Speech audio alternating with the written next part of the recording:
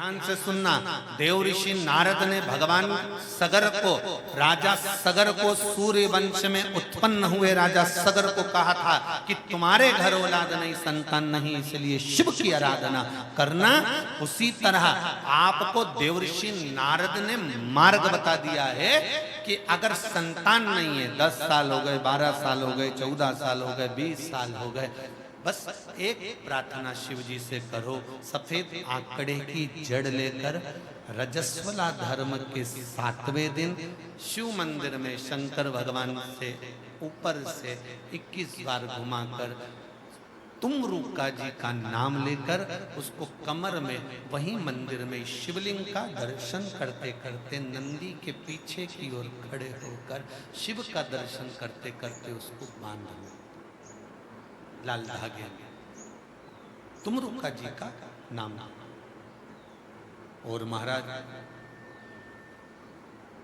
एक पीपल का पत्ता रजस्वला धर्म के 7वें दिन से शिव जी को चढ़ाकर समर्पित कर कर उस पीपल के पत्ते को कुंदकेश्वर महादेव के नाम से लाकर उसको गाय के दूध में उकालकर दोनों पति पत्नी रात्रि के समय सोने से पहले उसको पान करें। प्रतिदिन उस पत्ते को लाना है, प्रतिदिन चढ़ाना है, प्रतिदिन पत्ते को चढ़ाकर उकालने के बाद उस पत्ते को ठंडा कर दीजिए, बाद में विसर्जन।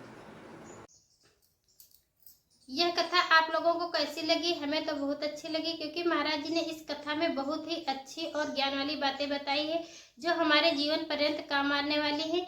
क्योंकि जिन चीज़ों के बारे में हमें जानकारी नहीं होती है, महाराज जी बहुत ही ज्ञान वाली और अच्छी अच्छी बातें बताते हैं, इसलिए महाराज जी की कथाएं हमें बहुत अच्छी लगती हैं। आप लोग भी महाराज जी की कथाएं सुना करिए और लाइफ में बहुत ही काम आने वाली हैं।